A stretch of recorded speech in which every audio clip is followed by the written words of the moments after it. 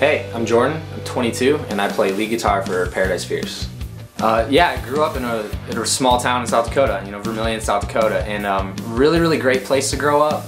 Small town feel to it, but still, I had a great group of friends throughout high school. I was involved in a lot of activities, show choir, also sports, just always staying busy with stuff. But despite how great of a place it was to grow up, there's always kind of a sense of talking, oh, you gotta get out of Vermillion, you can't stay here forever, you gotta go out, there's, all this world out there to see. And so it was, growing up, that was kind of always been, drilled into my head, just you gotta get out someday. But anytime someone asks where I'm from, I always very proudly say a small town in South Dakota. It's a great place to grow up. I will take pride in it for the rest of my life, and I think I owe a lot of who I am as a person, a lot of the values I have, and a lot of what I believe in and what I hold important, I think is really because of where I'm from. I'm a really big family guy. Family is very important to me. My kind of motto is family first in pretty much any situation. And growing up, it really gave me an appreciation for music. There was always some sort of music playing in our house. Even I can remember back to family get-togethers, we would just sit in the living room and throw on a song, and my cousins and I would go out and dance. So they really taught me that music's important and it's a good escape. And ever since I started playing music, from the day I bought my first guitar to now, through all the touring, we've done everything. They've been nothing but supportive, and they truly, I think they were skeptical at first, which they have every right to be, because hey, I'm dropping out of college, I'm gonna go be in a rock band. But they always believed in me. They could tell it's something I wanted to do, and they were gonna be behind me no matter what. So I always like to remember that. Without family, they're always going to be there for you. They're really important. So I've been playing guitar for about 10 years, and kind of got my start through. I had a cousin who was really into rock and roll music, played in a band himself, and his band actually needed a place to practice. And I had kind of a cool, hip mom, and so she actually offered her basement as a place for them to practice. So anytime they would practice, I was hanging around, just kind of absorbing and learning, and eventually decided I wanted to start playing my own instrument. So I picked guitar because, it's guitar, it's the coolest instrument. And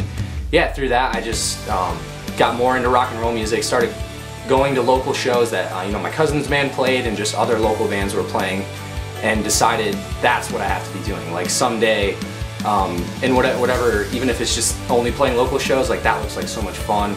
I loved the culture and the atmosphere of a concert, and just kind of became really curious, and ultimately decided, yeah, I need to give this a shot someday.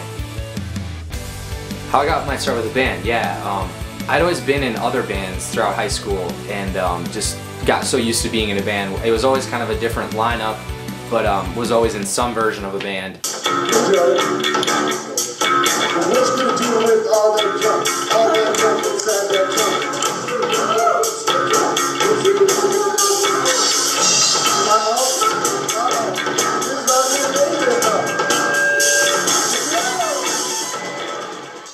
And eventually, but typically the guys I was in a band with were older, and so once they all graduated, there was a void in my life that I needed to fill, and that's kind of when I started becoming friends with some of the other guys. And we played acoustic together, we jammed together, and eventually they had a band that I played multiple different times, different instruments in. Originally I was bass. I think I recorded some demo on bass in some guy's basement. I played drums for a summer, and then went off to college. And in college I kind of pursued more of a solo acoustic. I played a lot of coffee houses, that type of thing.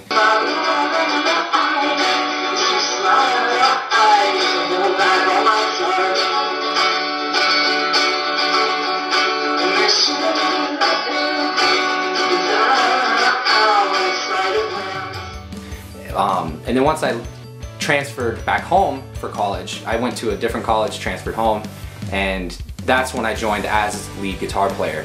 And again, at the time, it was just because I really missed being in a band, and this seemed like one of the only opportunities for that.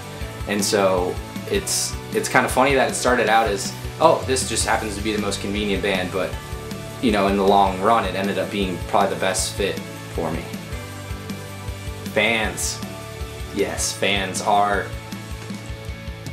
I really wish there was a way for me and for all of us to really adequately describe how much our fans really mean to us. I feel like every band in the world says we have the best fans, but I've always really felt we do, and I think a lot of it has to do with the connection and relationship we have with our fans, because so many of them were people that we met, you know, a year ago, standing in the line shoving a CD in their face. Like, such a different way of meeting someone. And so now we've developed just such a great personal connection with people over time, and that's led to, you know, we get a lot of gifts from people. And anytime I get a gift, whether it's a bracelet or a gift card or whatever it is, I'm just like blown away and really can't express how thankful I am for it. It's so cool. It's like having, you know, perks, some of the perks of being at home on the road, you know, getting appreciation for what you're doing. And I just always, I always want to make sure that no matter how far down the road it is, that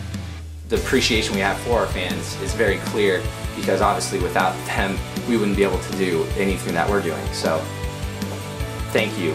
I will take this opportunity to say thank you to every fan. It's almost weird calling some of them fans, because they're almost more like friends now, and family even, but yes, thank you.